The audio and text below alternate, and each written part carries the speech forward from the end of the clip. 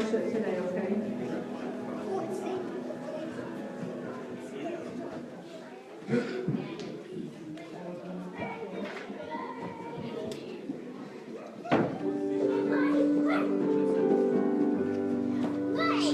You forgot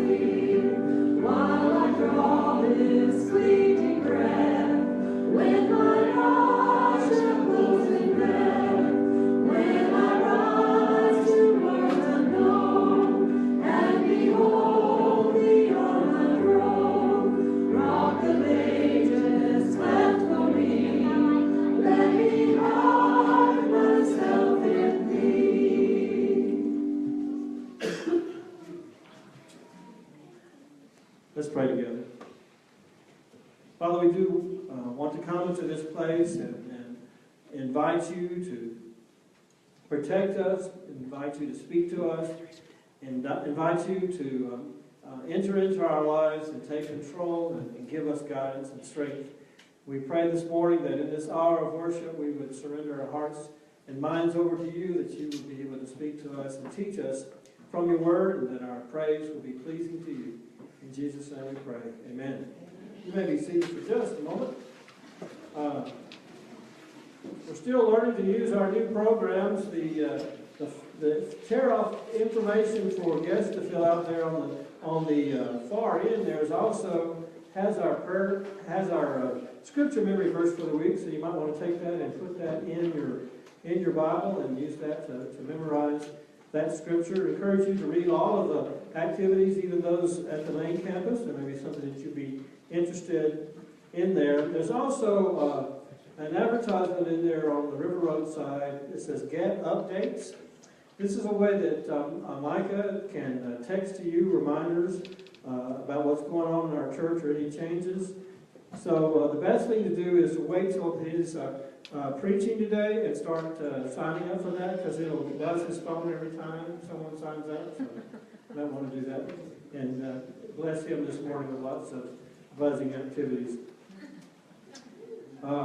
We are glad to have begun our activities of Sunday and Wednesday. Again, we had an awesome group on Wednesday night, lots of visitors. So I believe next week is it friend night at Awana? So bring a friend. If you don't have a friend, it can be just someone you know.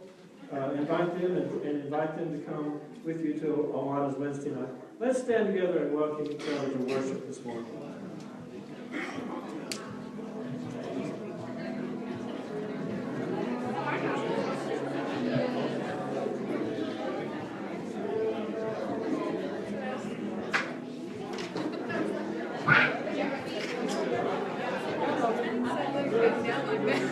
You need a mirror. You can look up and see if it still says live.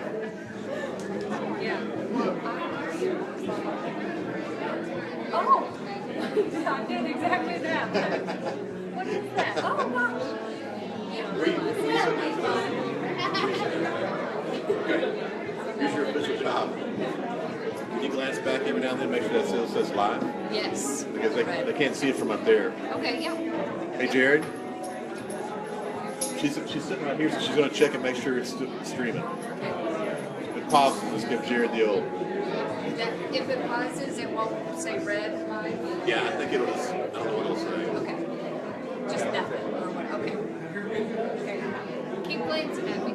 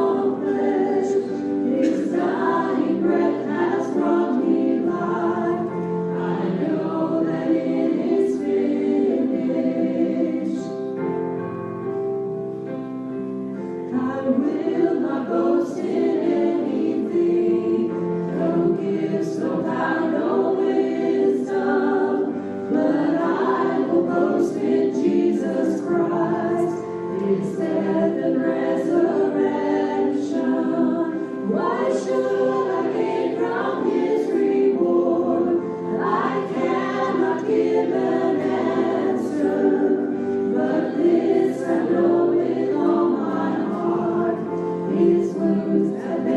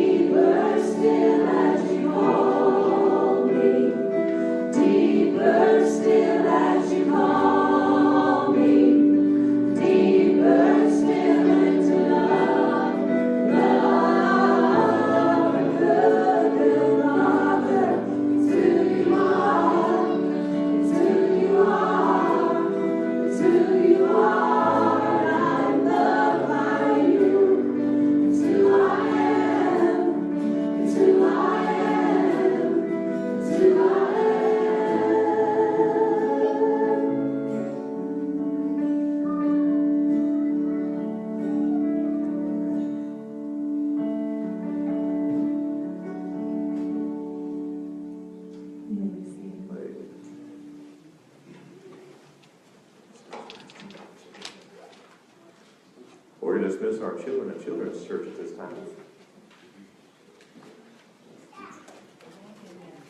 You'll follow Miss Carrie, Miss Sabrina.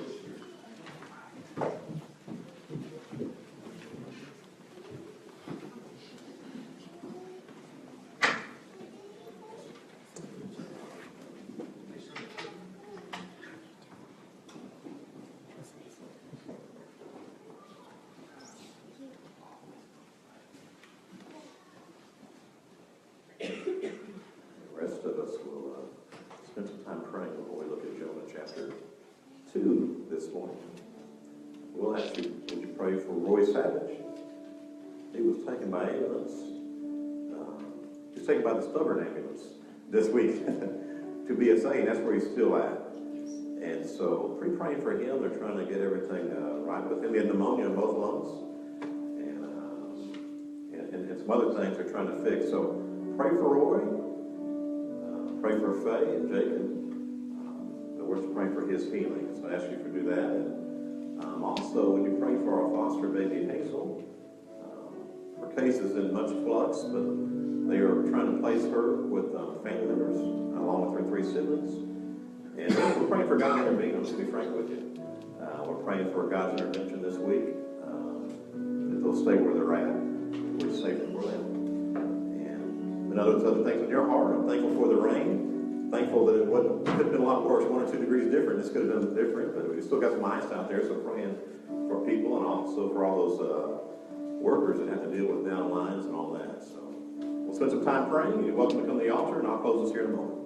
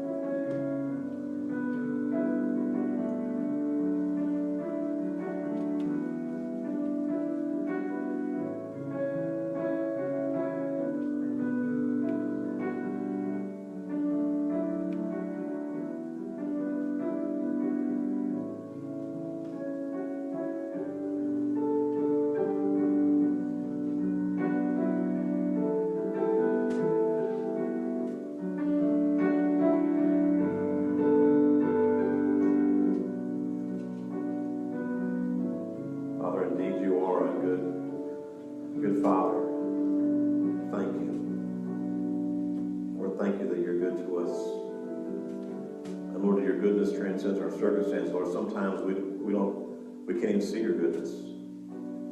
Lord, sometimes it seems like nothing's going right, or our life's in crisis, and Lord, those things in our own lives seem bigger than you sometimes, and we miss your goodness because we can't see it. But Father, it's by faith that we know that you're a good God, and you transcend our circumstances. You can even use those things as you promised. You can work things that were meant for bad, Lord, you can work for good. For those that love you, those are called according to your purposes. But Lord, as we trust faith, help our hearts trust you today.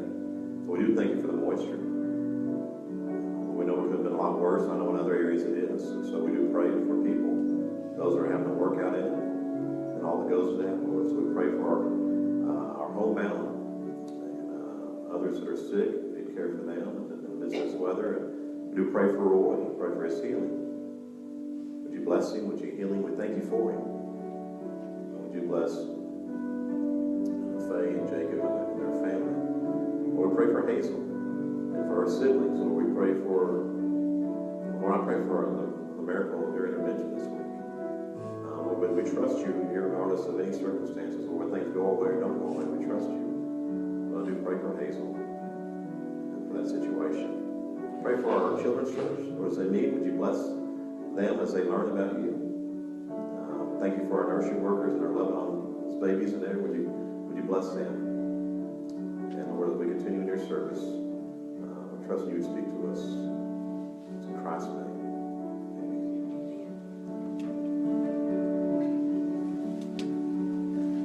I've seen very searching for answers far and wide, but I know we're all searching for answers. Only you provide, because you know just what we need, because you know just what we need, because you know just what we need before we say our word. You're a good, good Father.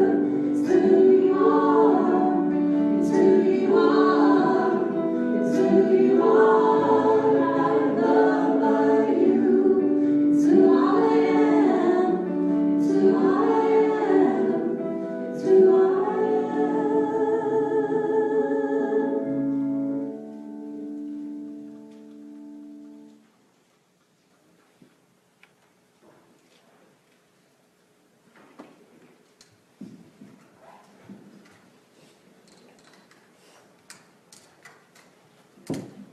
Turn your Bibles to Jonah chapter 2, towards the end of the Old Testament, right before the book of Micah.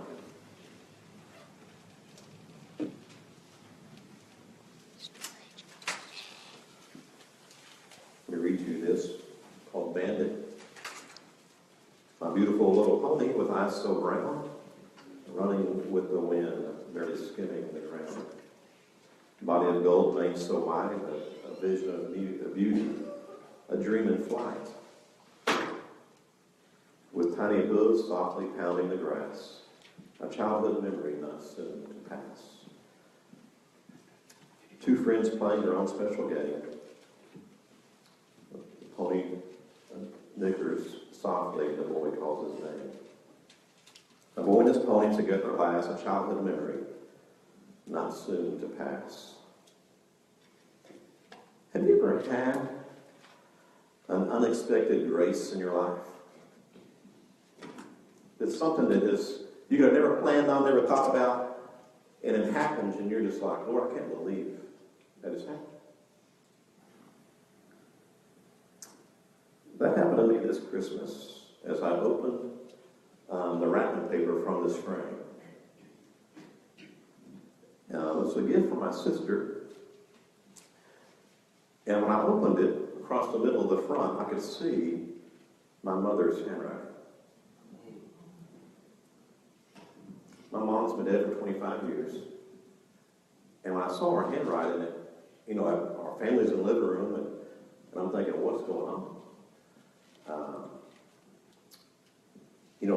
I don't have a whole lot of things from my mom, and so I saw her handwriting, and this was an unexpected grace. Literally a word from the grave, if you will. My sister has a book of poems I never knew existed, written by her mother. She found this one the other day, and she framed it and gave it to me for Christmas. My mom wrote that poem about me and one of my horses, my first horse I ever had, named Bandit. And again, I never knew this existed, and so when I opened it, as this an incredible, unexpected grace. And today, as we look at Jonah chapter 2, matter of fact, my sister sent me a picture of me on Bandit. I didn't know this picture existed either. Matter of fact, I tore through my closet on every old picture I had trying to find Bandit after I read that poem. Bandit was a Welsh pony, and he's the first horse I ever had. So you see me on him there. If you're a horseman, you'll realize, why has he got reins and a lead rope? I won't tell you the whole story, but Bandit was a little crazy. The lead rope was when he threw you off, you could hold on to him so he wouldn't run. I'll tell you more about Bandit in a little while. But as we think about unexpected graces, things that happen in your life you can never imagine, never plan for, I want to talk about Jonah and his unexpected grace. You see, mine came, through this poem about my horse. And we're going to look at Jonah's unexpected grace today. He's going to find grace in the fish. And I know we got some people home because of the weather today, and Jared's got us on Facebook Live right now. So hopefully those who are at home can tune in and be a part of the service this morning. So if you're in Jonah chapter 2, I'm actually going to pick up the last verse of chapter 1, verse 17, so we get the whole story. So I'm going to read Jonah 1:17 through 2:10. So if you're there, would you stand with me in honor of God's word?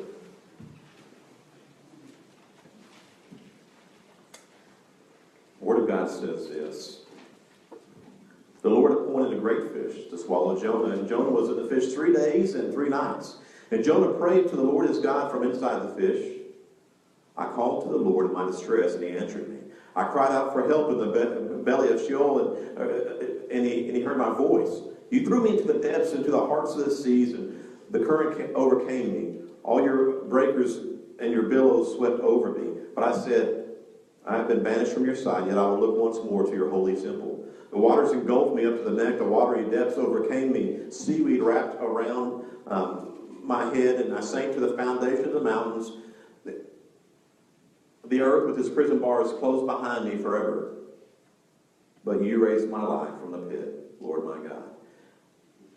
As my life was fading away, I remembered the Lord. My prayer came to you, to your holy temple. Those who cling to worthless idols forsake faithful love. But as for me, I will sacrifice to you the voice of thanksgiving. I will fulfill what I vowed. Salvation is from the Lord. Then the Lord commanded the fish, and it vomited Jonah onto dry land. Let's pray. Father, thank you for this word. And what we ask this morning, Lord, as your children, would you speak to us through your word? Would you speak into our lives with your Holy Spirit? Freedom in here and in our hearts. And so we're trusting you for this time. And you guard it, and we bless you in Jesus' name. Amen. Thank you, and be seated. So we're talking about our series, Relentless here, and today we're talking about grace in the fish. Is what we're seeing today.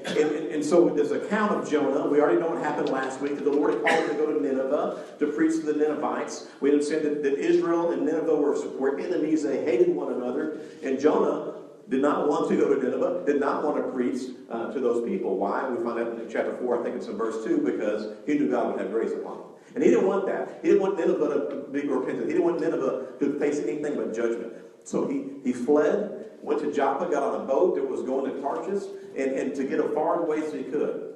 And a great storm came. And we saw God's grace in the storm, but a great storm came, eventually led to Jonah being thrown overboard because he was the problem for the storm.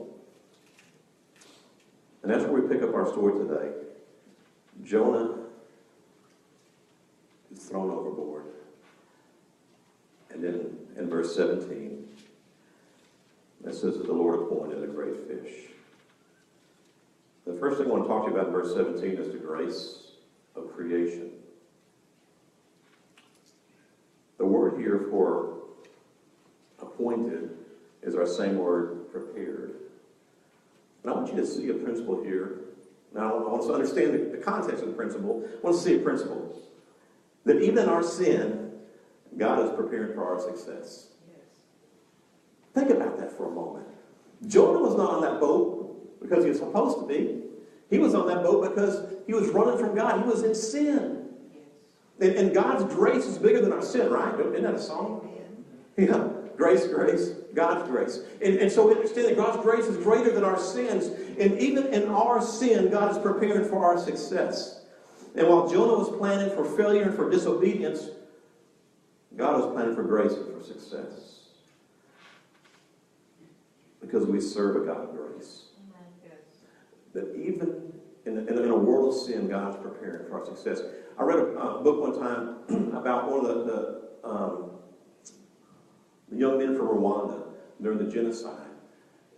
And when all the chaos was going on, this man did not know the Lord. He was lost. And what happened is, as his people were being slaughtered, as the Hutus were slaughtering the Tutsi people, understand this was not a clean death. They weren't shooting people, they were hacking them to death. It was very violent, what was going on. And the people were watching their families be hacked to death as they're running. And he ran and climbed up a tree. And at the top of this tree, he could hear the screams of people dying. And all the horrificness of it. And the name of this book is called My Father, the Maker of the Trees. And what happened to this young man? As he's on top of that tree, he says, somebody. And by the way, the murderers are running below him, and they don't see him. He began to say, this tree is my salvation. Well, then he realized, somebody made this tree. And the one who made this tree made it knowing one day I was going to be saved by him. So in all this chaos, God had planned for my future. And he came to know the Lord in the top of the tree because he realized God had provided that tree for him. See, God provides for us. Even when we're in sin and we're running from it, all those kind of things, God provides for us. And he provided for Jonah. Here's what he provides. Then the Lord appointed, he prepared a great fish to swallow Jonah. Now, we often call this a whale. The Bible just calls it a great fish. And there's been many hours and pages of debates ensued of what type of creature this was. Whether it's a whale, whether it's a large shark that was common to that area. Some don't believe it happened at all. And I'll just be frank with you. It doesn't matter to me whether it was a great fish or whether it was a guppy. Because, listen, my faith in this story is, my faith is not in the miracle. My faith is in the God of the miracle. And listen, Jesus warned against signs and wonders faith, right? Matter of fact, one of those warnings came in the context of talking about Jonah. And they were wondering, hey, Jesus, show us signs and wonders, show us signs and wonders. Greg Palmer put on Facebook that Ringling Brothers, Barnum and Bailey, is shutting down. There's going to be no more circus. Long before there was Ringling Brothers, these Pharisees and Sadducees, as they surrounded Jesus, that's what they wanted was a circus. Jesus, show us a trick. Do something to make us go wow, all that kind of stuff. And Jesus warned them against signs and wonders. See, our faith is not in miracles. Our faith is always in the God of the miracle. Because when our faith is not in the God of the miracle, it'll be easy to discount the miracle. And that's what's going on here. And some people struggle with believing the story of Jonah, believing that he was in a whale or in a great fish. But their struggle is really not with the story. Their struggle is with the supernatural God. And far too many people have far too small of a picture of God. And listen, I want us to understand that the greatest miracle of the Bible is not a fish swallowing Jonah, but it's salvation being freely offered to all. Because, once we accept the greater miracle, that God intervenes, that God sent his son on our behalf and lived on this earth, died on a cross and rose again the third day. Once we understand the greatest miracle of the Bible is salvation and the salvation story, every other miracle is a lesser miracle and it's easy to understand. But so when we realize that God intervened in the history on our behalf, we understand that he's a big God and can do anything. And again, by the way, the main point of this story is not the fish. And the main point of the story is not the Jonah in the fish. The main point of the book of Jonah is that we've got a God of grace and mercy. And Jonah's story is our story. People that were far from God because of their sin, and a relentless God pursued them. And Christ saved them. Everybody who knows Christ as their Savior has the same story of Jonah. It's sin to take us away from God. But God in his relentless grace has redeemed us. But don't miss the point that the God of creation, the God who created everything, you and I, and the world and all that's in it, and the universe is beyond our imagination, that he even uses creation to provide his grace. And in this situation, he provided a great fish. And so we see the grace of creation, but in verses 1 through 9, when we get to chapter 2, we see the grace of prayer. Now, a lot of times you're saying, listen, the only reason Jonah's going to start praying here is because he's in the belly of a whale. Maybe. And that's okay. A lot of times there's circumstances that happen to our life that drive us to prayer. The point is that we finally arrived where we need to be. That's what's going on here. And so it says here that so Jonah prayed to the Lord his God from inside the fish, or some of your translations say, from the belly of the fish. But he finally came to a place where his disobedience and stubbornness gave way to a longing of God's grace. And he prays from inside the belly of the fish. Understand? This is not a ho-hum prayer. This is not just a religious prayer. This is a prayer of a dying man. And I might say this again, but let me be real clear here. When Jonah was thrown overboard, he was thrown to his death. He was not sitting there going, okay, any minute a fish is coming. Big one. Listen, that was on his mind. Remember, as I said last week, he preferred death over obedience at this point. But he gets thrown overboard. He's sinking in the ocean. He's sinking to his death. And let me be real clear here. When the fish came and swallowed him, he didn't think, oh, thank the Lord. He went from death to death. Okay? That's what happens when you get eaten by a fish. You're thinking, we look backwards on this story and go, man, all this is probably pretty cool. No. He's a dead man dying again. That's it. This is his last prayer. And by the way, he's writing this prayer looking backwards, okay? He's not got a pen and paper doing a live account. We're not doing a Facebook Live in the belly of the whale, okay? He's looking backwards and thinking, it's unbelievable. Nobody's going to believe this when I write this. This is unbelievable. And so we're getting Jonah's commentary on his prayer, but understand this was a dying man praying a dying prayer. Realize where I've messed up. It's a dying man praying a dying prayer. That's really what's going on. Now, I don't know. What happens if Jonah never prays here? I don't have to answer the question. I've been thinking about it this week. What if Jonah was hard-hearted all the way to his death? Does God use him? I don't know. But I'm thankful that he cried out. And that's why the prayer is divided into two sections. The first part's to cry. And here's what happens here. He said, I called or I cried out. This happens multiple times here. In verse 2, the Holman uses called, then cried out. Some of your translations use cried out twice. But this is the cry, again, of a dying man. When you're crying out from this, there's a difference in prayers, right? There's a difference in prayer of, God, thank you for this food. Now, unless you haven't eaten in a few weeks. That's a different prayer too, but there's sometimes it's different in some of these religious prayers we pray than a man who's dying and screams out, right? There's a difference in opening your front door and you see your child in the front yard and you say, hey, Sam, it's time to come in. And you're hollering at him because he doesn't listen, right? That's a different crying out than when you open your front door and Sam's in the street and there's a car coming. See, sometimes there's a different desperation in our cry. This is a dying man. And he's crying out to the Lord. So understand, this prayer is a crying out, I'm dead. And listen, I'm not speaking for Jonah. There's no way Jonah thought he was going to be saved. No way. He's just crying out of a broken man who's dying. I called out to the Lord in my distress, and he answered me. I cried out for help in the belly of Sheol, which means the grave. Somebody say the belly of the fish here, but he's calling out from the grave. Why? Because he's dying, and the belly's going to be his grave. So that's what is going on. He's in the belly of a whale.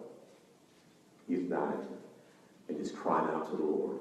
And then he says this at the end of verse 2, and you heard my voice. Again, he says, he answered me, he heard my voice, both in verse 2, but again, he's writing commentary back on what he was crying out. But it says this in verse 3, you threw me into the depths. Remember, he was cast over into the sea. You throw me into the depths, into the heart of the seas. The currents overcame me, all your breakers, your billows, they swept over me. And I said, I've been banished from your sight. And he makes this interesting statement here. And so he understands that this is his fault that he's in the spot of his life, right? But he's still crying out to God. But he says, I've looked once more toward your holy temple. I've looked once more toward your holy temple. So Jonah knew that he had taken his eyes off God's plan to go to Nineveh and preach because their wickedness has risen up to me. And he took his eyes off what God wanted to do, and he said, this is what I want to do. And that's the struggle of our life sometimes, in reality. That God wants this, we want this. And by the way, our wants seem sometimes a lot more powerful than God wants. Because we see this narrow vision of life, and that's right now. And not only see a narrow vision, we see a narrow vision that is interpreted through my wants and wishes and my experiences and all that. And that's powerful sometimes. And it's easy to ignore the plan of God. And then what happens is, because of our disobedience and the storms of life start to overwhelm us, we can either repent or we can dig in our heels and continue to worry about ourselves, right? Even though it's not going to get any better, we're just going to say, well, I'm going to fight this through the end. Jonah says, I look once more. Again, it's a dying man, but he's looking once more toward your holy temple. But it says, the waters engulfed me up to the neck, the watery depths overcame me, seaweed wrapped around my head. By the way, does it freak any of you out to be swimming in a pond or something? Or the ocean and stuff starts to wrap around your leg? No thanks, man. No thanks. Karen and I, we went to Florida this summer to take Joe Charles's car. You know, his base he was roughing it right next to Destin, Florida there. You know, suffering. And the Air Force, so when you leave Destin, and there's Fort Walton Beach right there, and then there's a peninsula and a bridge going to Destin.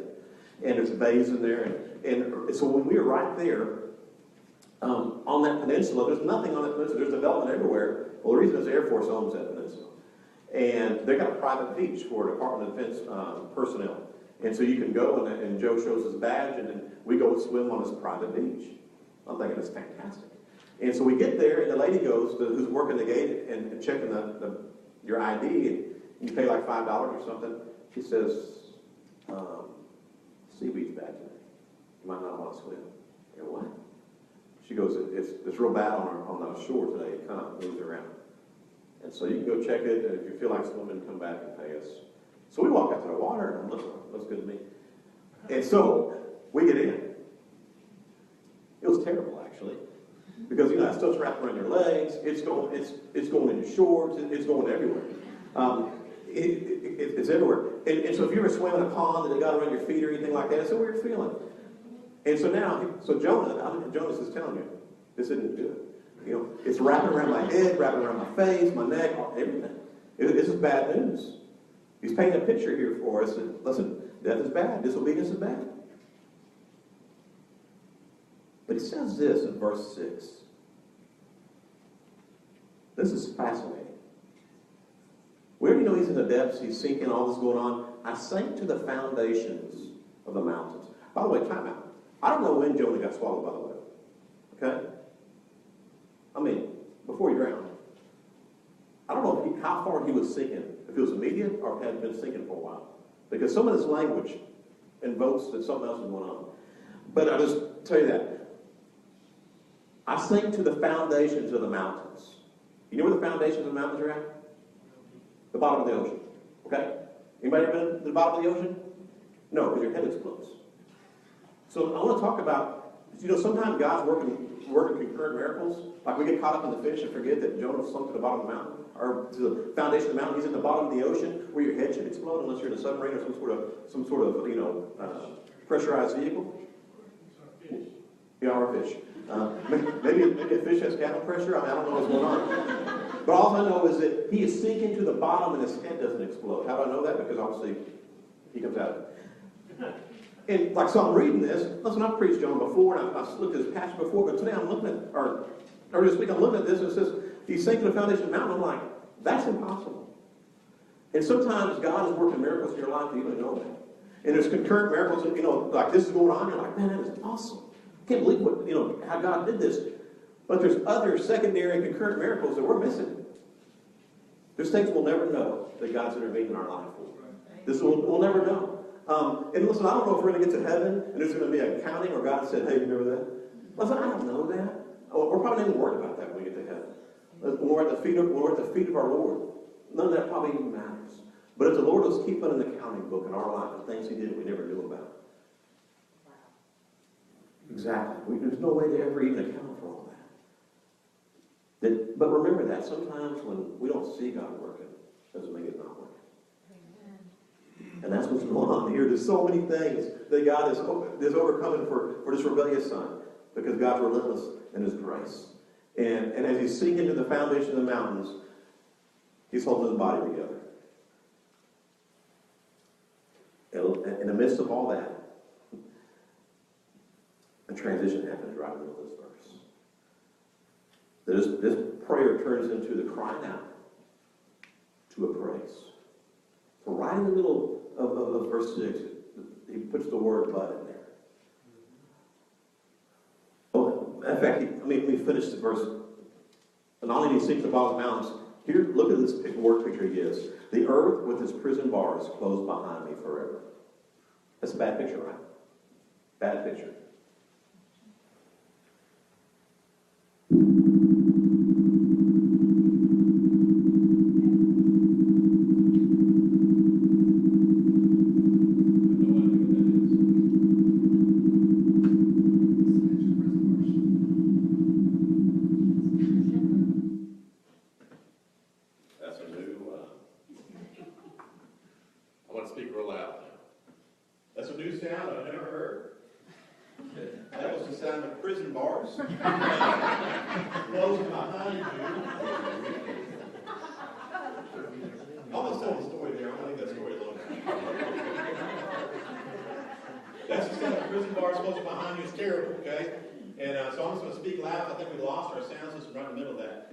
But there's a transition that happens here, and it says this, that's the word "but." So after, it couldn't be any worse, he says, "But you raised my life."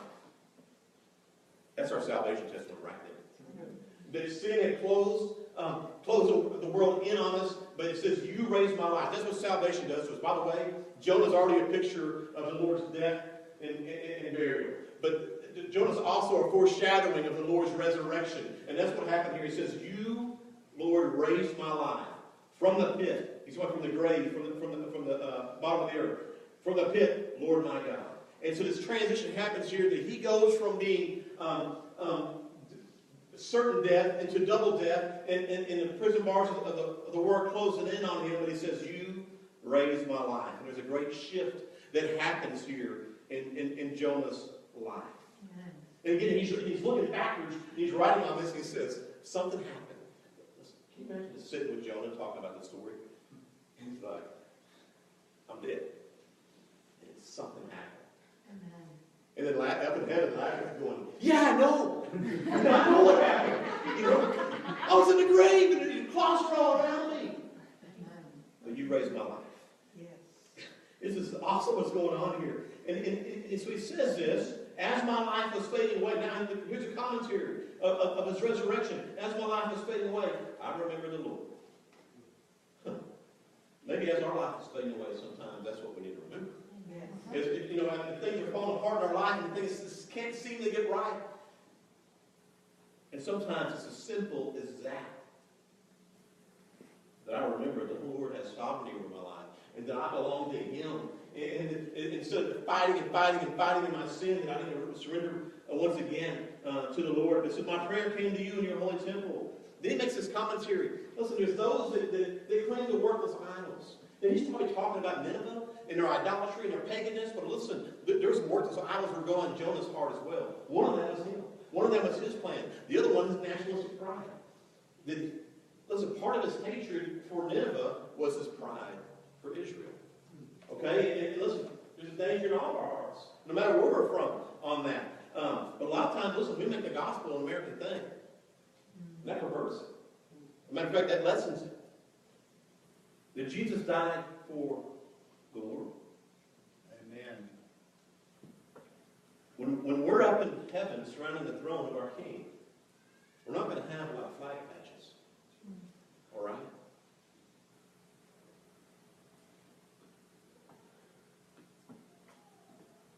Those who cling to worthless idols, here's what happens. When we cling to worthless idols, we forsake faithful love. By the way, he's talking about the Lord. That when we cling to ourselves, our plans, all these things, we are forsaking the Lord and His goodness. And listen, we've got a relentless God who wants to show us grace, but as long as we're hanging on these other things in our life, listen, it's not like He can't do it. we're refusing it on our end. And he says, those who cling to worthless idols forsake faithful love. But he says, as for me, I'm going to sacrifice to you with a voice of thanksgiving. By the way, this is a repentant Jonah. Not a Jonah on the boat. This is a Jonah in the whale. Or in the great fish Jonah. There's something happened. And God brought him to a point of repentance in his life. The voice of thanksgiving. I will fulfill what I have vowed, and salvation is of the Lord. And that's the issue of this passage. Are the Ninevites going to preach a message of salvation, yes or no? Is Jonah going to be obedient and go and preach salvation to the Ninevites? I will fulfill what I have vowed, and salvation is from the Lord.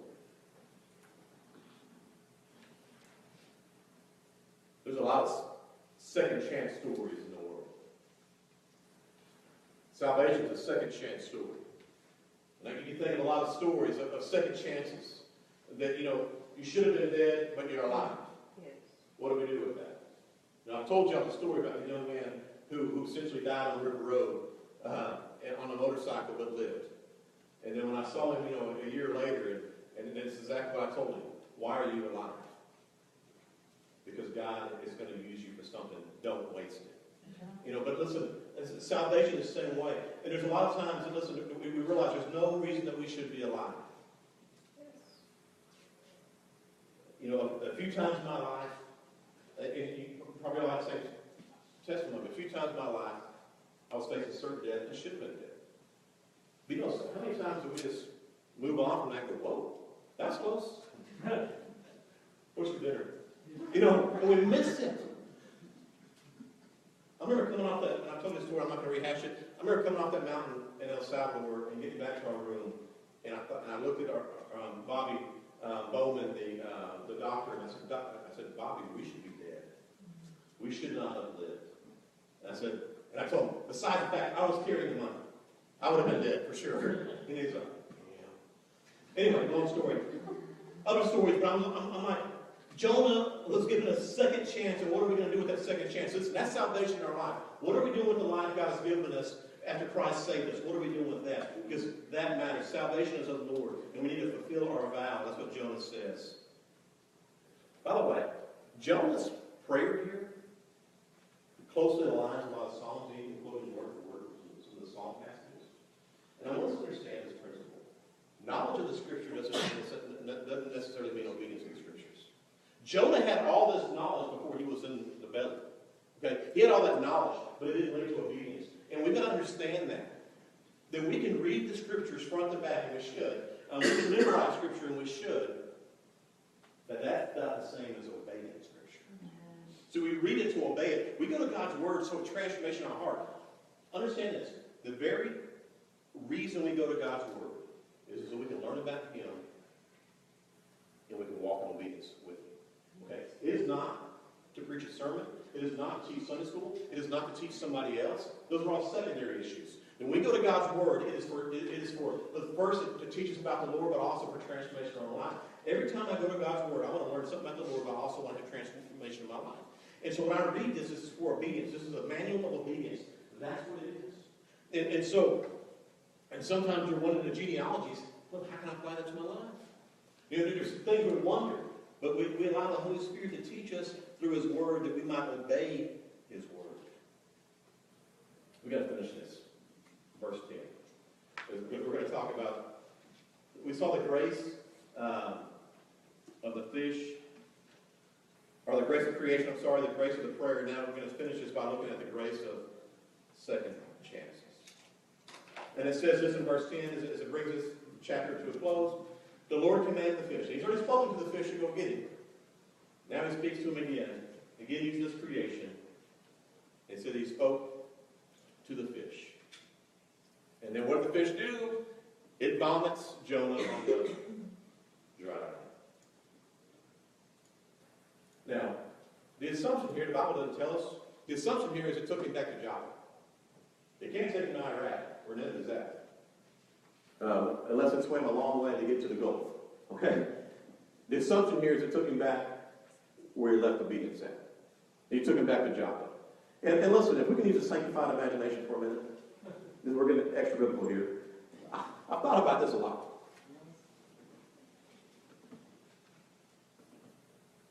There probably was some fishermen there that day when a whale comes and beaches itself, and a man comes out of his body, a great fish, whatever you want to call it, and a man comes out of his mouth. Would that mess you up?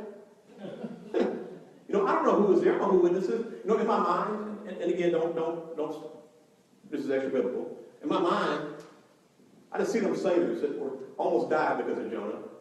They turned the boat around when the storm hit and went back to Joppa to get a hold of themselves. Imagine that witness. I don't know. I just like to imagine that. When Jonah comes out, he's a mess. Can I promise you that? He'd been in the belly of a fish. Yeah. So I don't know if he'd been bleached by stomach acids. I don't know what he looked like, but he didn't look good. Probably why all the Nineveh repented at some point. I don't know. Probably the Lord's grace, actually. But he vomited him on dry land. Either nobody's there to see it. Jonah was there to see it. And they got out and said, again, there's no way to expect this. He went from death to death. Now his life had been raised. You know what it's like hitting a hole in one? Okay. Like being a pastor, skipping church on Sunday morning and hitting a hole in one. What are you going to tell? Or hitting a hole in one by yourself, on the golf course by yourself. Who's going to believe you? First turkey I ever shot, I was with Ben Reed. And first turkey I ever shot, I shot two with the same shot. Who would have believed that except that Ben was with me? The story would be better if I saw two turkeys. But I didn't. Ben and I and Corbin and Micah were outside of Mobidi hunting. And it was in the turkey season, in the spring season, so things weren't, they weren't exactly calling. Got a hold of one, and I wish you could be there for this scene. And Ben can see it, I can't see it. I'm behind this tree, so he's telling me, when I tell you, you step out and shoot. Okay. So we got this plan going.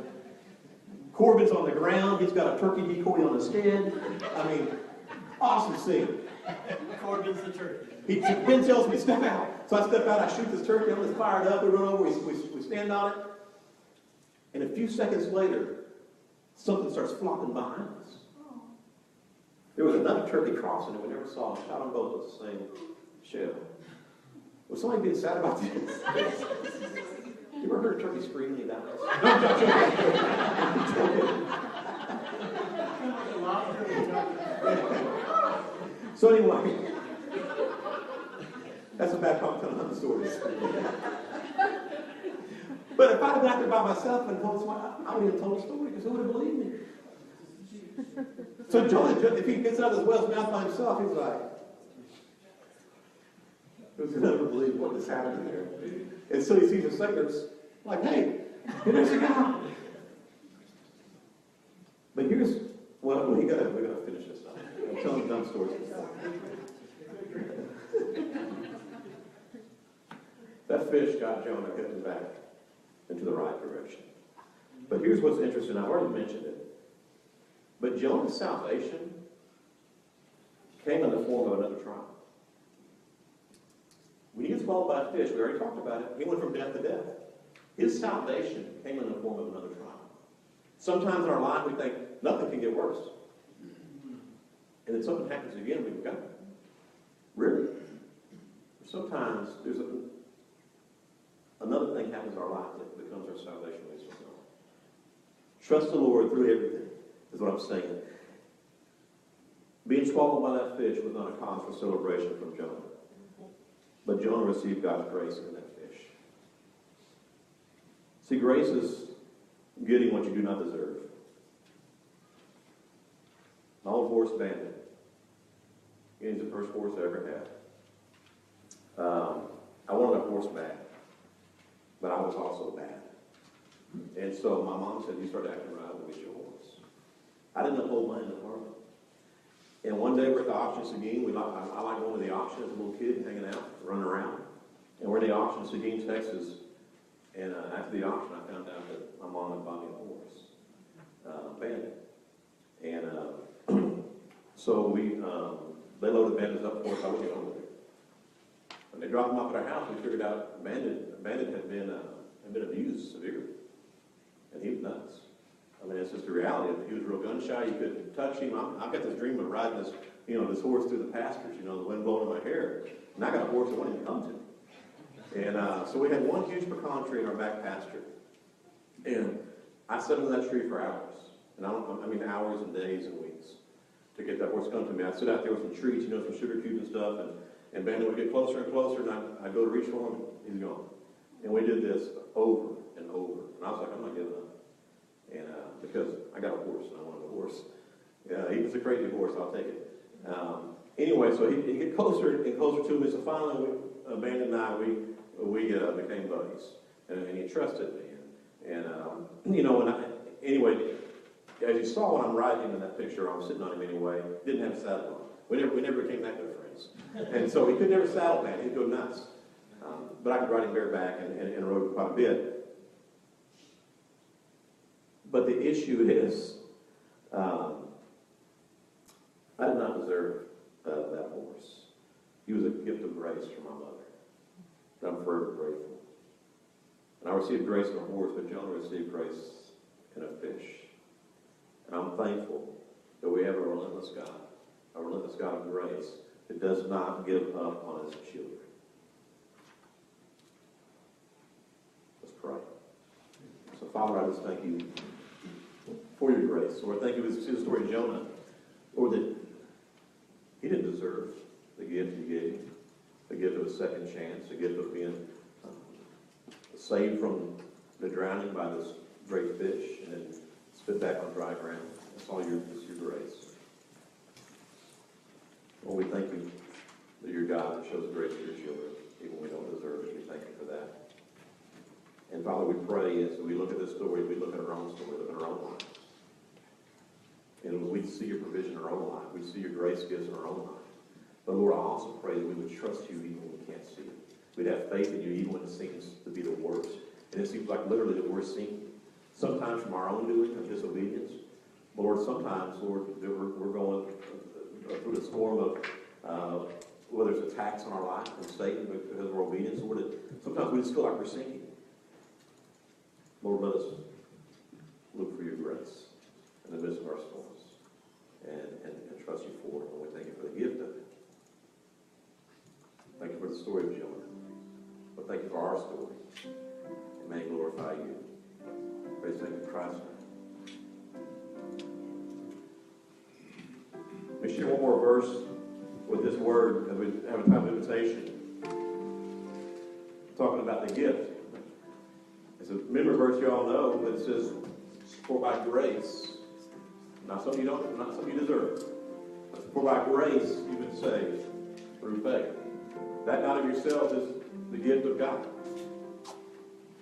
Then it goes on to say that it's not from works, so we cannot boast.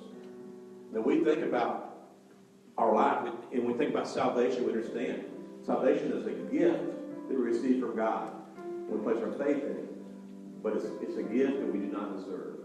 But God, in His great love and His great grace, has offered it to us.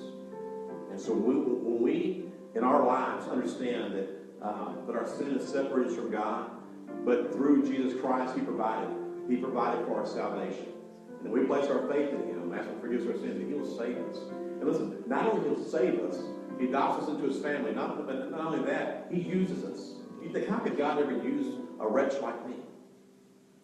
Or maybe you're thinking somebody else, how could He ever use a wretch like him? He does, and He will. I know that because He uses me. And so if you've never accepted Christ as your Savior, don't understand what that means, I'd love to talk to you about that. Pastor Greg would love to talk to you about that. Or anything else that's going on in your life, you just wanted to pray or pray this altar. We're going to have a time of invitation. And let's use this time to do business with the Lord. Maybe let's pray at your seat, praying with somebody, praying with us, praying at the altar. Either way, as we stand together, we'll have a time of invitation.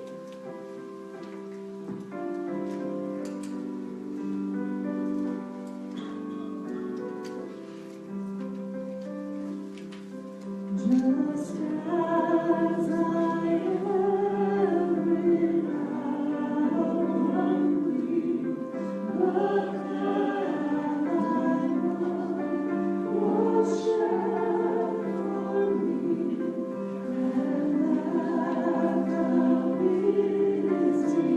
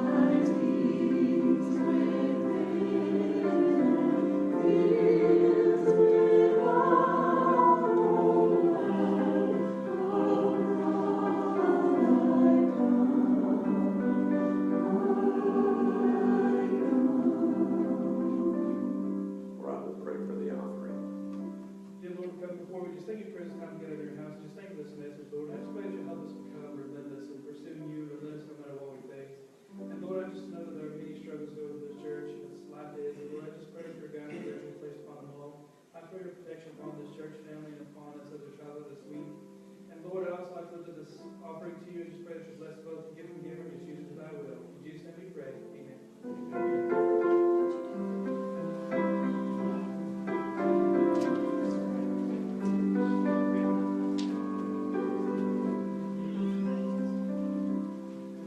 Just as I am,